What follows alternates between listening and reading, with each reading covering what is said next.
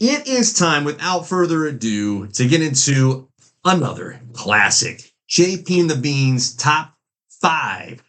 Today's Top 5 in the theme of Daredevil are going to be where we share with you, dear listener, our top 5 moments in Daredevil show history.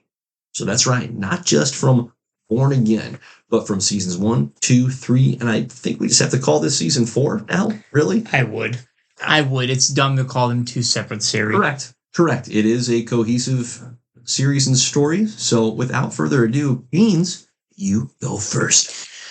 All right, my number 5 for Daredevil scenes or Daredevil moments. Yep. I have the opening scene from the show, the first episode where he's sitting in the Catholic Church confessional and the preacher, he's talking to this preacher and he's like confessing all of his sins. Yep. And then all of a sudden the preacher's like, what did you do? And he's like, I'm not asking for forgiveness for what I've done. Mm-hmm. I'm asking for forgiveness for what I'm about to do. Mm-hmm. And then all of a sudden it just goes straight to him on the docks, breaking tons of legs and arms, and it is just brutal. Yep. And it sets the tone for the entire show. Right.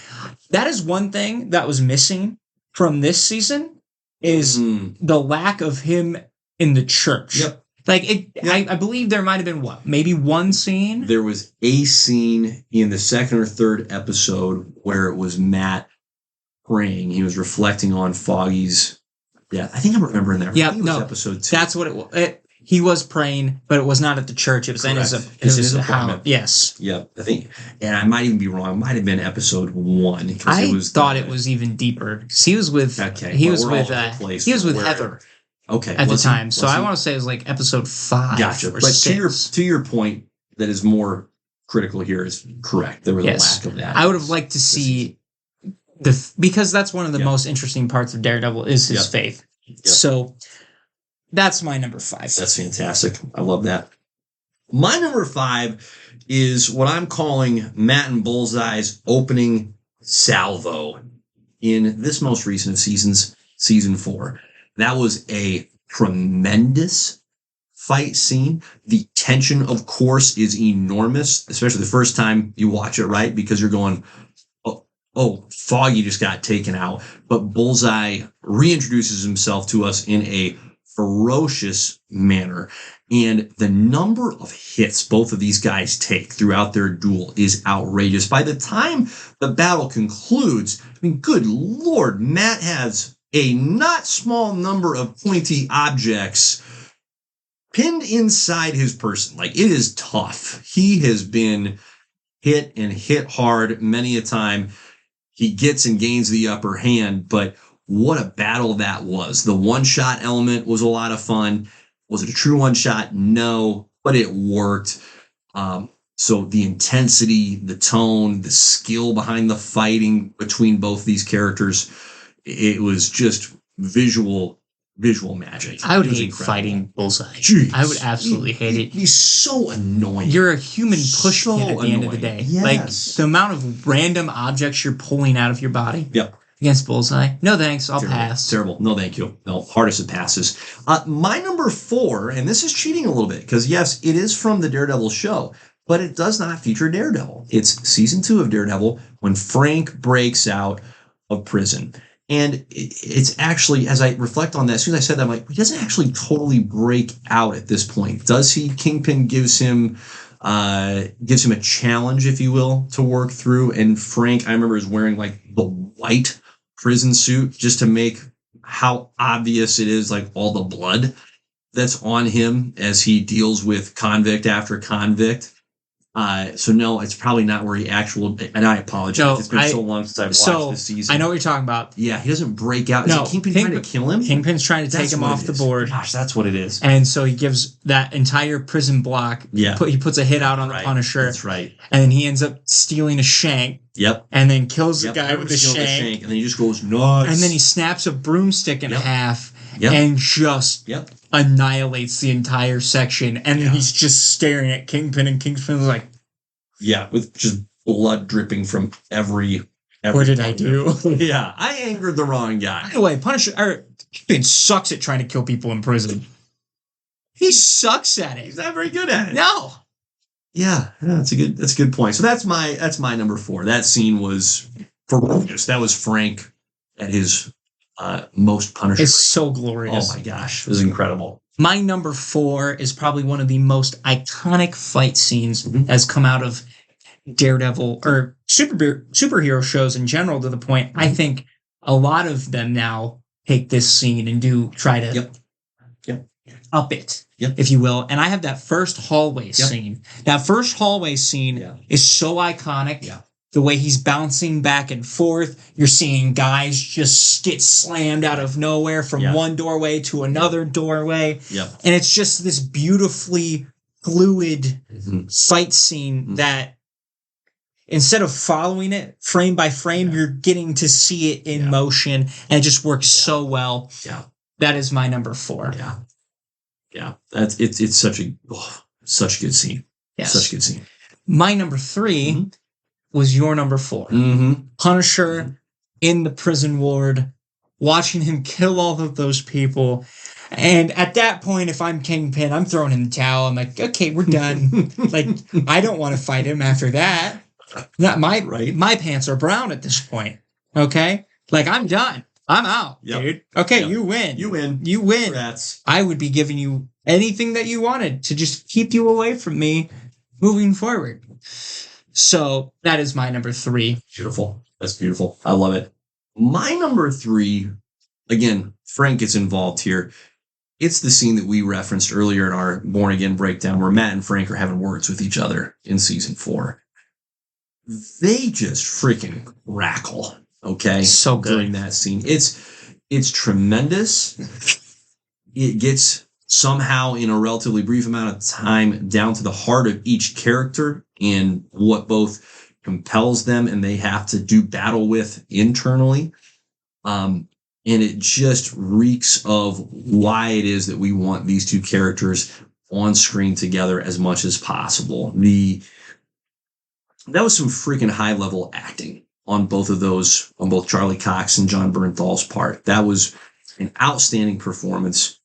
Wasn't forced in the slightest. That's my number. For reference, that is the first time they meet in season 4 that you're talking about. That is correct. Okay. Yeah. Yeah. No, it's I said it earlier. It deserves an Emmy nod for sure. It's just it's a brilliant scene. Yeah. Hands down. Yeah. No question. My number 2 was your number 4, the hallway fight scene. It's for all the reasons you just laid out. Iconic. It's incredible. One of the things that I thought was so profound about it was you see the hero. You never see this in movies and shows. You never see the hero tired. Okay. But Matt, this is the end of what has been a grueling episode to begin with. And at more than one point, they're taking a guy down, just leans and sags against the wall, just exhausted from the effort that it's taking.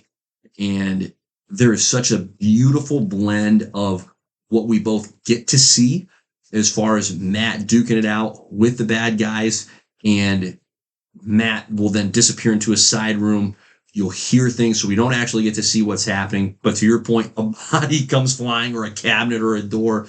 It's such visceral magic. And at the end, he's rescuing this little boy who's been kidnapped. And again, you just get to hear Matt talk through with the little boy, like, hey, it's okay. I'm here to help. You're going to be okay.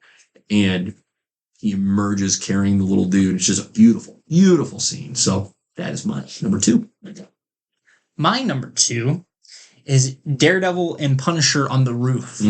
When he's got Daredevil chained to the chimney stack. Yeah. And just watching those two, for everything that you said about season 4, this sets the tone for their relationship and the dynamic of killing and not killing and what's the right decision to make, because it is definitely a moral dilemma, and you see where the Punisher's coming from. You don't agree with it necessarily, but you can understand why he's like, why are we letting these people just back into the streets? 'Cause some of them... They're going to do it again. Yes. For the ones that are going to do it again. Yeah. And then Matt being like, hey, that's just, it's not our choice to make. So I genuinely enjoy that That's a good call. scene, that them interacting, him pretty much trying to put Matt in a situation where he has to kill as well, and he still finds a way around it. I think it's brilliant. Yeah. So that's my number 2. Question. That's great. Your number 1. My number 1. Numero uno. Season 3. Bullseye as Daredevil versus Daredevil. Their first fight. When I tell you, watching that scene for the first time, the creativity they had coming up with this scene, brilliant. I love watching Bullseye just pick up random office supplies and just bounce it off 3 different things and hit Matt in the shoulder. And you're like, Matt's like, how did you even do that? Right.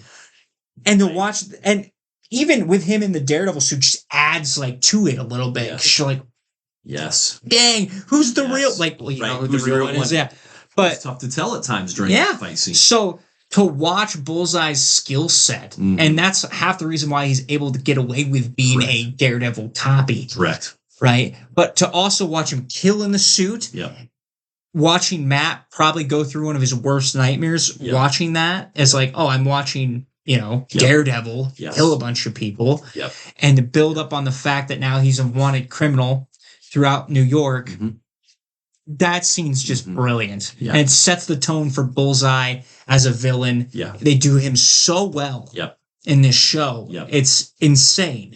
So that's my number 1. It's great. I could watch Bullseye and Daredevil fight till the end of time, and it would be brilliant.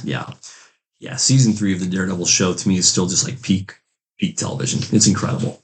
My number 1, also from season 3, a little bit later in that particular season. Bullseye's in the room at this point, but he has had his back harmed by Kingpin. He's laying on the ground, but Daredevil has taken Kingpin down to the point where Kingpin is just on his knees, bloodied, yelling, kill me, and Matt goes, I want to, but I won't, because you don't get to destroy who I am. And then he just yells at him, I beat you. It's like, that is such an intense scene. He's just dunking on Kingpin, saying, I beat you, the city beat you, you don't get to destroy who I am. It's beautiful, because Matt, to your point that you laid out so well, has had to watch what it would be like if Daredevil, him or someone else, were to kill others, what crossing that line would look like, and how much that has to have torn him up.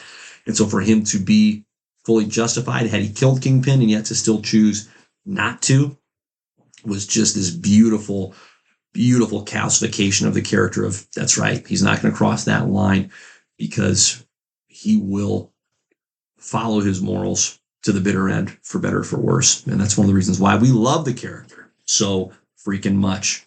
Great top 5, Beans. Absolutely. Well done. Well, it's great to have Daredevil back, isn't it? Amen. Holy smokes. Now we're just going to have to go back and watch all the seasons again. We got a little bit of time between now and March of 2026. Hey, at least it's a year gap. Yeah. You know what I mean? It could have been 2 years. It could have been 3 years. Agreed. If I can wait a year. It took so long to get this one. Yep. I can wait a year. I'm a big boy. We got a lot of good stuff coming out. A lot of positive momentum, I think. We'll be good. Yep, no question.